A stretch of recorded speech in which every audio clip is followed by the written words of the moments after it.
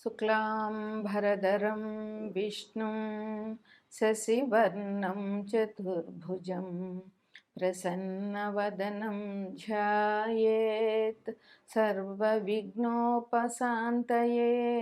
अगजा आननपद्मार्कं गजाननमहर्निशम् अनेकदन्तं भक्तानां एकदन्तमुपास्महे एकदन्तमुपास्महे। ఓం శ్రీ గణంజయాయ నమః. ఓం శ్రీ మాత్రే నమః. ఓం శ్రీ వాసుదేవాయ నమః. మనం డిసెంబర్ నెల మాస ఫలితాలు చెప్పుకోవాలి ఇప్పుడు. అయితే డిసెంబర్ నెల అంటే మనకి డిసెంబర్ 1వ తారీఖుతో అమావాస్య అయిపోతుంది. 2వ తారీఖు పాడ్యమి నుంచి మార్గశిర మాసం ప్రారంభం అవుతుంది. మార్గశిర మాసానికి కూడా చాలా ప్రత్యేకత ఉంది. మార్గశిర మాసంలో వచ్చే గురువారంని మనం లక్ష్మీవారం అని కూడా అంటాం. మార్గశిర మాసంలో వచ్చే గురువారాన్ని లక్ష్మీవారం రోజున లక్ష్మీదేవి పూజ విశేషమైన ఫలితాలని ఇస్తుంది.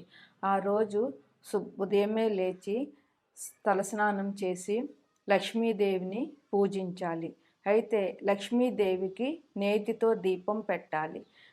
వంటలు కూడా నేతితోనే చేసుకోవాలి. అంటే నూనె పోపులు వేయకుండా నేతి పోపులు వేసుకుని నేతితోనే భోజనం చేయాలి. అట్లా చేసి లక్ష్మీదేవి వ్రత కథ ఉంటుంది. ఆ వ్రత కథను చదువుకుని అక్షింతలు వేసుకుంటే స్త్రీలకి చాలా మంచి జరుగుతుంది. ఇంట్లో ధనం నిలుస్తుంది. ధనం బాగా అభివృద్ధి చెందుతుంది. ఈ లక్ష్మీవారాలు మొదటి వారం పులగం నైవేద్యం పెట్టాలి. 2వ వారం పరమాన్నం, 3వ వారం ముద్ద కుడుములు, 4వ వారం క్షీరాన్నం నైవేద్యంగా పెట్టాలి అమ్మవారికి.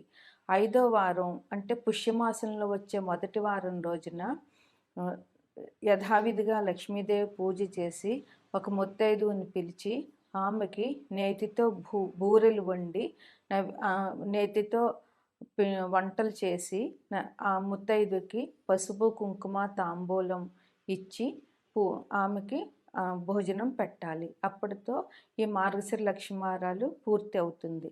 అయితే ఈ మార్గశిర లక్ష్మీవారం రోజున ఆడపిల్ల పుట్టింటి వారు ఆమె దేవుణ్ణి తాకరాదు.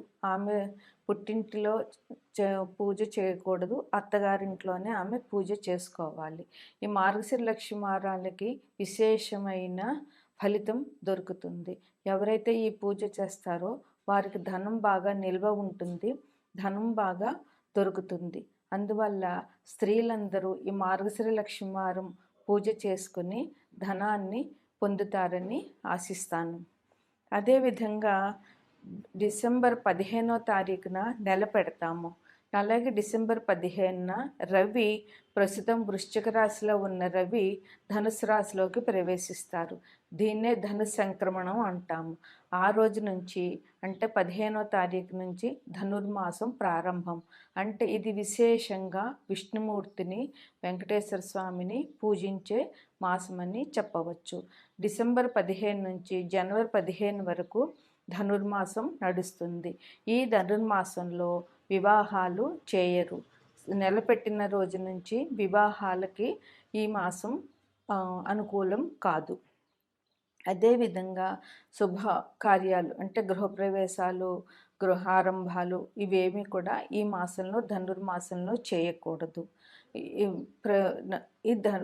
పూర్వకాలంలో అంటే మా చిన్నతనంలో నగర సంకీర్తనం అని ధనుర్మాసం ప్రారంభమైన రోజు నుంచి అందరూ స్త్రీలు పురుషులు ఉదయం తెల్లవారుజామున 4 గంటల నుంచి ఇంటి నుంచి బయలుదేరి అలా ప్రతి వీధి తిరుగుతూ దైవ సంకీర్తనాలు చేస్తూ వెళుతూ ఉండేవారు.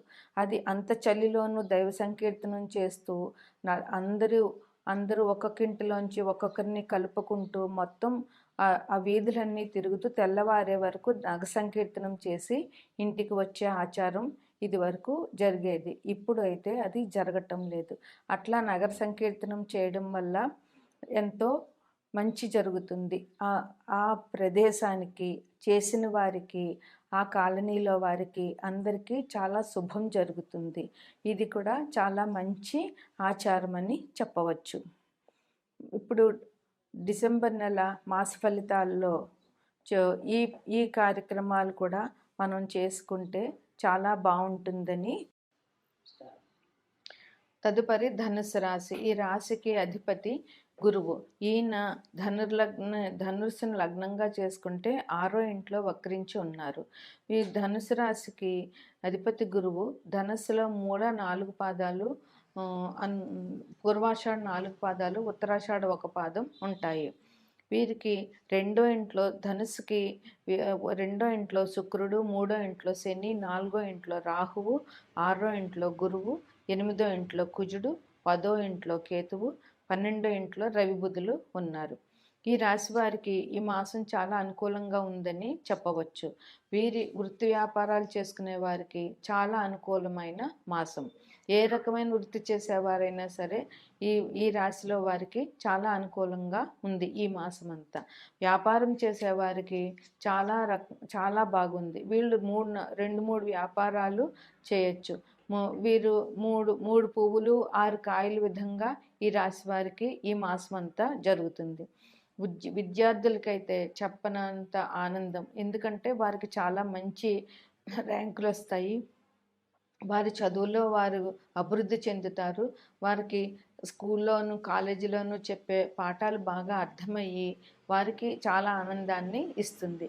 వారు చదవడంలో కూడా చాలా కష్టపడి చదవడం మూలంగా వారికి మానసికమైన సంతృప్తి కూడా చాలా దొరుకుతుంది. అదేవిధంగా ఆర్థికపరమైన లావాదేవీలన్నీ కూడా వీరికి చాలా బాగా క్లియర్ అవుతాయి. ఏదైనా పెండింగ్లో ఉన్న ఆర్థిక లావాదేవీలు ఏమైనా ఉంటే అవన్నీ కూడా ఈ మాసంలో క్లియర్ అయ్యే అవకాశాలు చాలా ఉంది. ఆర్థికంగాను మానసికంగాను బాగుండడంలో వీరికి చాలా సంతృప్తి అనేది ఈ మాసంలో వీరికి దొరుకుతుంది. సంతృప్తి ఉండడం వల్ల వీరు ప్రశాంతంగా జీవనాన్ని సాగించగలుగుతారు.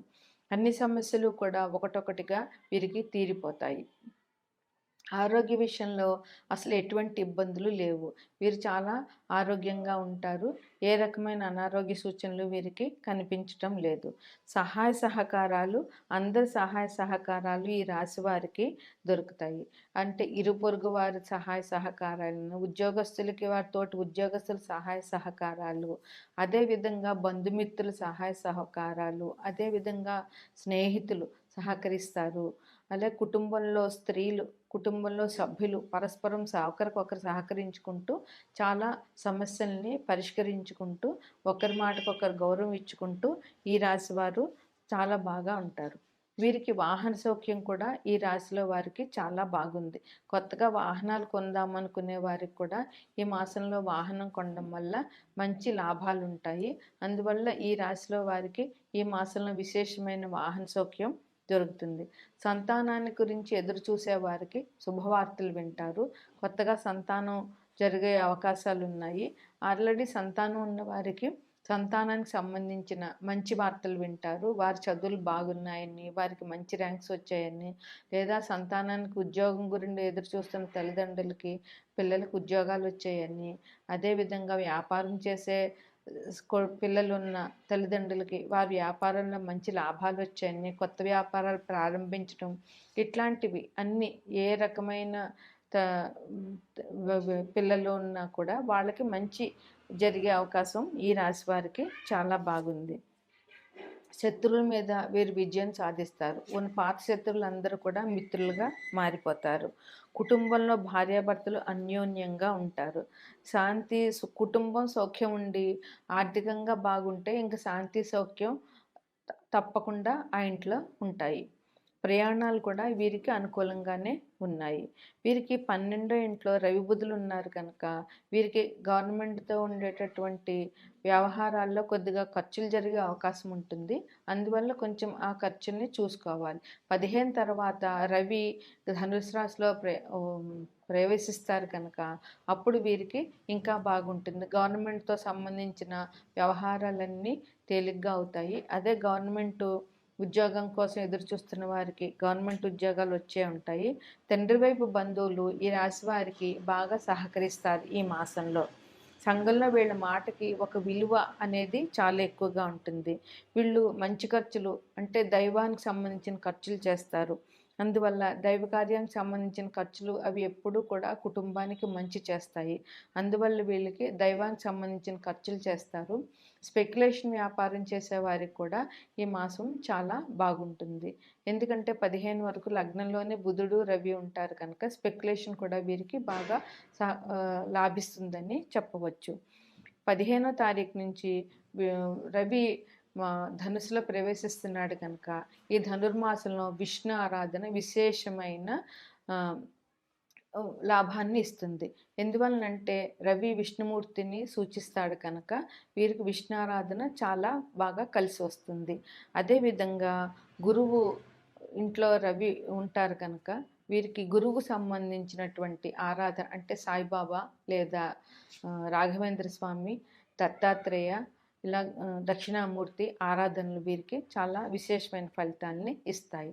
అదేవిధంగా మార్గశిర గురువారం నాడు లక్ష్మీదేవి పూజ ఈ రాశి వారికి విశేషమైన అభివృద్ధిని ఉన్నతిని ఇస్తుందని చెప్పవచ్చు.